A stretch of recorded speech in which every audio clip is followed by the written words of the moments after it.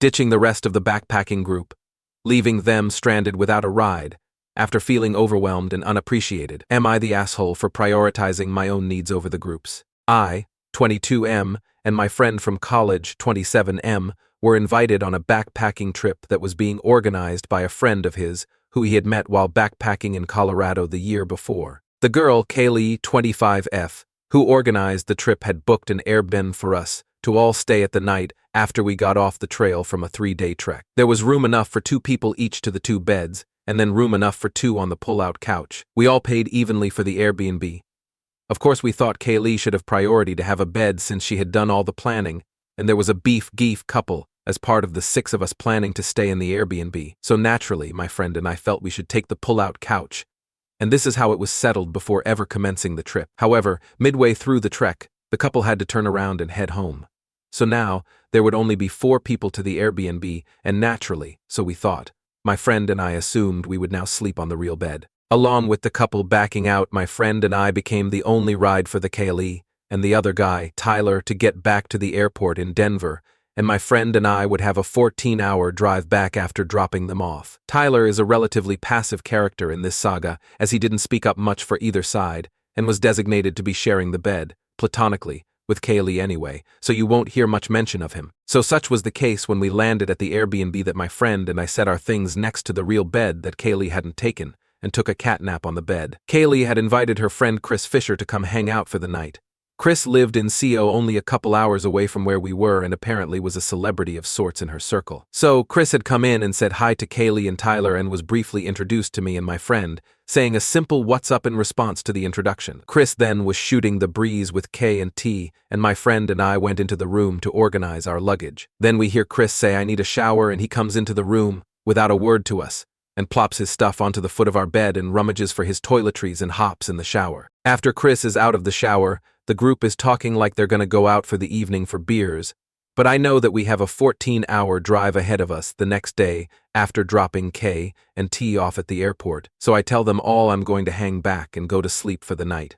Chris left his bag on the bed, so I moved it to the counter in the living room so he wouldn't forget it. From here, according to my friend, he spent an entire evening out in Grand Lake with the hugest douche he had ever encountered in his life. Fisher could not stop talking about these obscure world records he had broken and or set in the world-renowned sport of ridge running, and his records for most elevation gain in a day by repeatedly going up and down some particular mountain. Kailee was apparently eating it up as if she was utterly starstruck. If you've seen the movie The Other Guys and recall the attitude that everyone had when encountering The Rock and Sam Jackson's characters, this was, according to my friend, exactly Kaylee's demeanor. After returning from a soul-sucking outing, my friend was more than ready to bid Mr. Fisher adieu and never see his face again. That, unfortunately, was not what happened.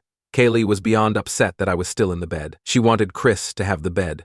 She invoked the fact that my friend and I were designated for the pull-out couch from the jump. My friend was sticking up for us, though, saying that not only did it only make sense that we take the real bed after it opened up, but that Fisher had pitched in nothing for this trip, that we weren't even made aware until last minute that he was coming by, and most importantly, that I was already asleep in the bed. Kailee apparently was absolutely refusing to have it any other way and would not stop hammering the issue. Finally, Tyler came and woke me up for me to come sleep on the pullout. It was around midnight now, and we needed to be out by 6 a.m. I came into the kitchenette in a sleepy stupor. Here is where I got a real taste of the douche that is Chris Fisher. For 2 hours in the kitchenette, 8 feet away from the couch Kailee had insisted we sleep on, my friend and I sat there and listened to Kailee and Fisher drag on and on about all their outdoor adventure prowess, talking about how great they were at skiing, at snowboarding, at setting FKTs on trails. I did not know until this point that vacation activities could be such a flex, but here they proved to me that one can make them one's entire personality and the culmination of an entire life of accomplishment. Looking back now, I should have piped up about how I went to Europe and hiked on the Matterhorn, but they surely would have retorted with how they had gone to Europe too, but even harder. Here is where my friend and I may be the assholes. My friend was staring at me and seething. He hated the fact that they had woken me up, hated the fact that they kicked us out of our bed, and hated the insult to injury of them having the audacity to shoot the shti for another 2 hours right by where my friend and I needed to be sleeping. About 1.5 hours in, as he seethes, he suddenly gestures at me to look at my phone. I open my phone and read, "Let's ditch these a-hace." And so as soon as they finally head to bed, we promptly agree that Chris Fisher, in taking our place in our bed, unwittingly took his place as their ride to Denver, grab our packs by the door, and set out back to Oklahoma at 3 a.m. on the dot. Next story. Would I be the asshole for telling my friend that her bridesmaids aren't planning an extravagant bachelorette party and setting realistic expectations about what they can do? So I, 27F, am friends with Jane, 28.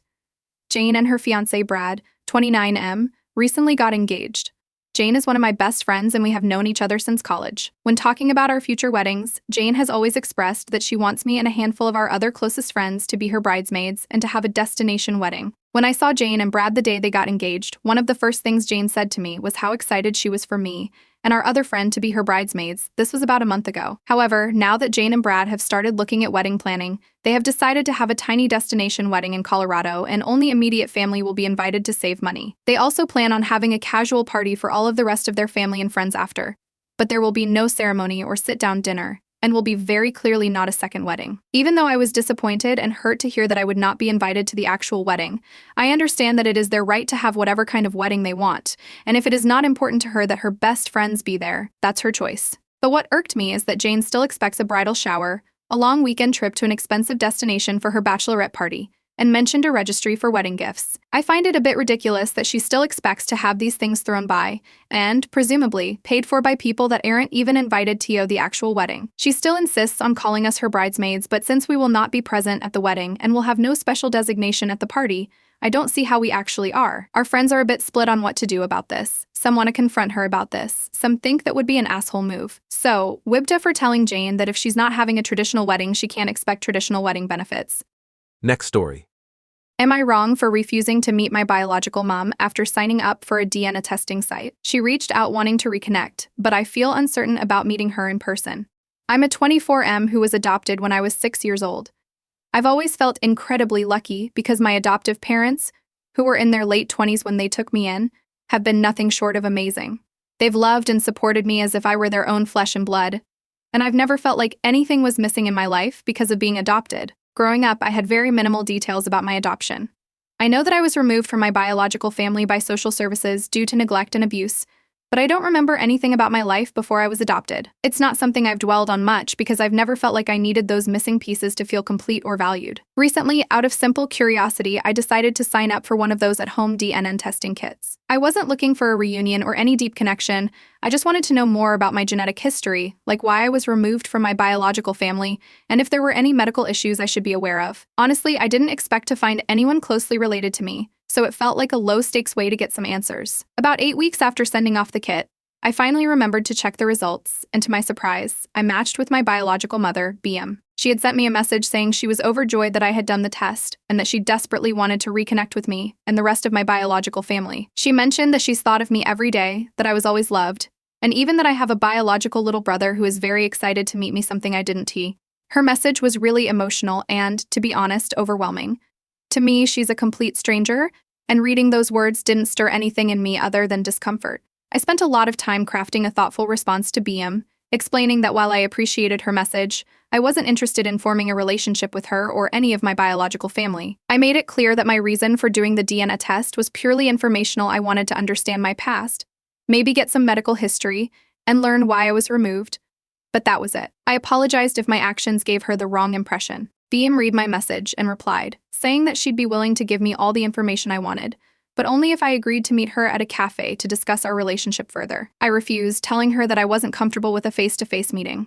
I offered a phone call as a compromise, but emphasized that I just wanted the information and then for both of us to move on with our lives. She outright refused to provide any information unless I agreed to meet with her in person and discuss our relationship. I talked to my best friend about this, and she sided with BM, saying that I was being unfair. She argued that by signing up for the DNA site, I had essentially opened the door to this kind of situation, and that refusing to meet with BM now is like playing mind games and leading them on. So, Ada for not wanting a relationship with my biological mom after I signed up for the DNA testing site.